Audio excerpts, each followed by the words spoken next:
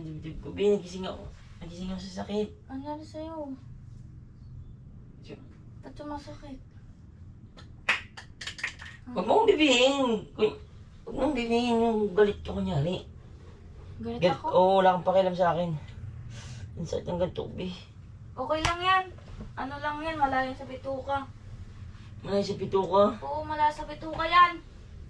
Arte lang yan eh. Anong harati lang yan? Masakit nga. Sus. Wala yan. Kailangan ko ng lambing mo eh. Tapos hindi mo nilalambing. Wala yan, be. Ano lang yan? Anong ano lang yan? Heartburn. Heartburn. Di ba okay lang si Papa?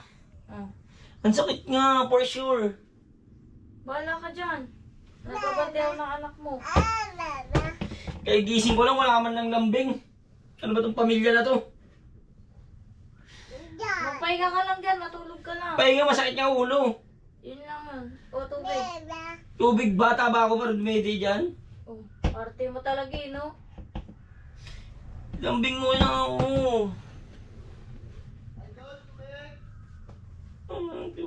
May tubig, Bing. Ano mo tubig? Bad na yan. Oo. Ay, hindi pa bayad yan. Isa mo ba nga, ano siya?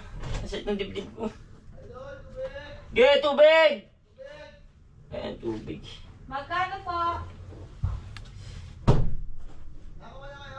Hindi pa! Magkano? Wala pa! Magkano? Alam ko naman nag-iinarte lang siya eh.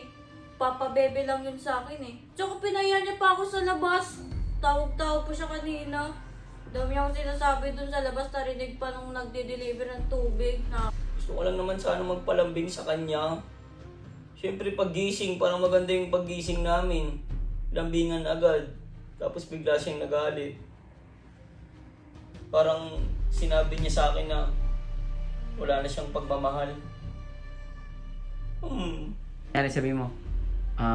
Pasalamat nga. Ano sabi mo na lang na ano na tag dito.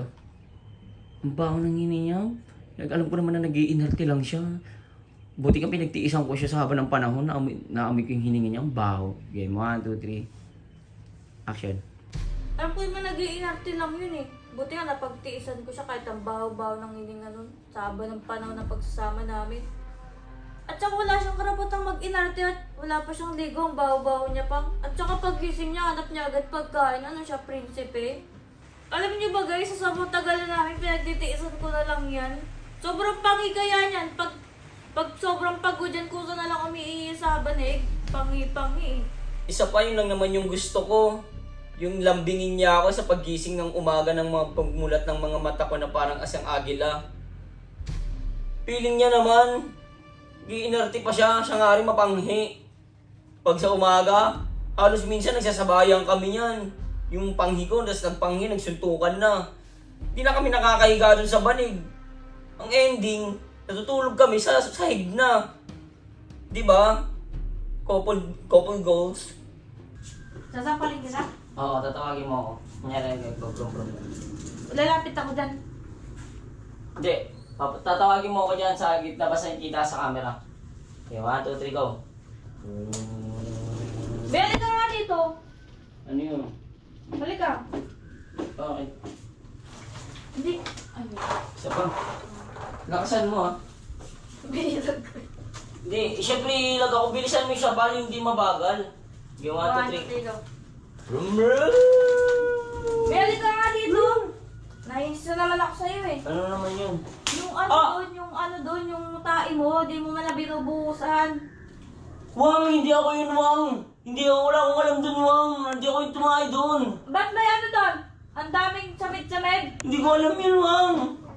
Hindi ko alam yun. Ito talaga eh, no? Lakasan mo naman. Maganda yung yung may dating eh. Yung pagkasampal mo talagang masasaktan ako tapos madadala yung mga nanonood. Okay, 1, 2, 3, go. Wang, wala akong alam dun, Wang, bro. Ulit-ulit na lang sinasabi sa'yo. Sabi ko magbuhos ka, di ka Wang, sorry na, Wang. Wang. Hindi na ako natutuwa sa'yo kanina ka pa. Hindi naman ako yung tumahay dun eh. Bago ka pumasok sa CR, Wang, wala akong alam dun, Wang. bago ka pumasok ng CR, sabi ko magbuhos ka, linisan mo yung mga gilid-gilid. Wang! Wala akong alam dun, Wang! Wala akong alam dun. Ano na anak ko, hindi ba na? Inis na yung ganyan. Oh. Eto, may tissue, di mo malang gamitin. Wala naman akong alam dun, Wang eh. Huwag ka na mag-CR kaya dyan, huwag ka nang tumae dyan, huwag ka nang huwag ka nang gumamit ng CR. Ang muling tumahay yung bisita mo, si Janela. Tumahay dyan. Yun yung muling bumisita dito. Yun yung tumahay, hindi ako. Diyan ka na nga sa labas tumae. Wala mo nang Diyan kaano ka sa ano dapat tumae ah.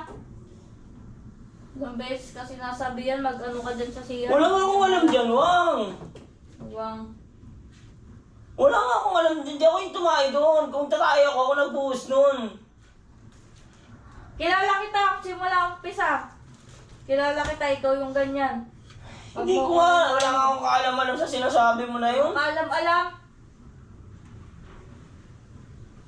Makabintang naman. Ang pangit naman ganyan, Wang. Magkakilala pa lang tayo, ganyan ka na tumae. Nakakalungkot lang isipin na bakit kami humantong sa ganito. Pwede naman namin pag-usapan kung kanino tayo yun eh. Mag-aminan na lang. Ang alam ko kasi, sa kaibigan niya yun. Yung bumisita sa amin dito nakaraan. Bisita-bisita kasi hindi marunong magbuhusan tayo. Tapos sa akin isisisi, masasampal pa ako. Di ba? Physical na. With my heart, with my soul. Nakaka-down to earth na siya. Hindi na siya realistic, no? Kung ikaw nasa sitwasyon ko, if you fall in me, di ba? Right this way, gaganunin mo yung tao. Ganun ka. Dalawa mo naman sa akin.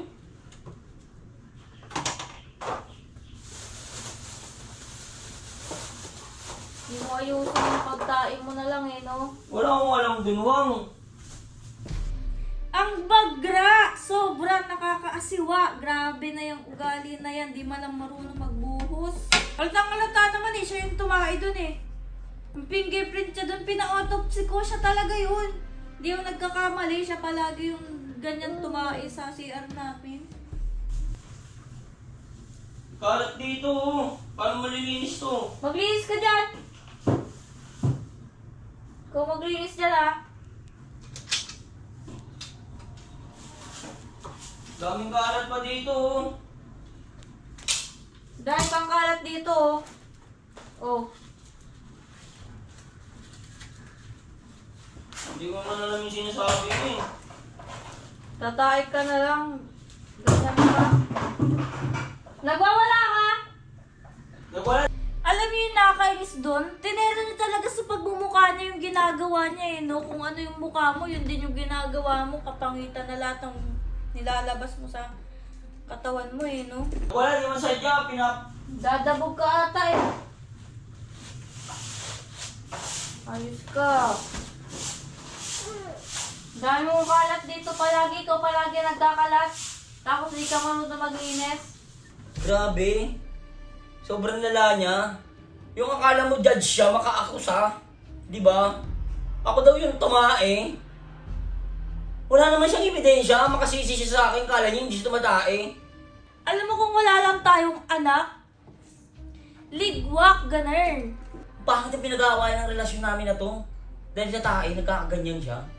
Tapos gusto niya po maipag-ano na sa akin. Kung wala lang kaming anak. Naku. Pagtulog yun, punasan ko ng tayo sa mukha yun, ewan ko lang. Hindi ko deserve yung ganito. Di ba? Ano yun, porket ano siya, babae, iintindihin ko siya palagi.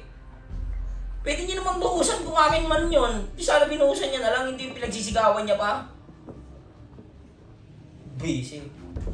Nag-iinis ka nga eh. Hindi naman ako may ano dun sa tae na yan eh. Kung ako yun, Manahimik ka na, wag mo nang pagtanggol sarili mo. sana umaamin ako. Kalat-kalat dito sa bahay. Lumadagdag ka ba? Linisin mo kasi yan dyan. Wala naman ako alam dun sa sinasabi mo eh. Hindi mo inaayos eh, no?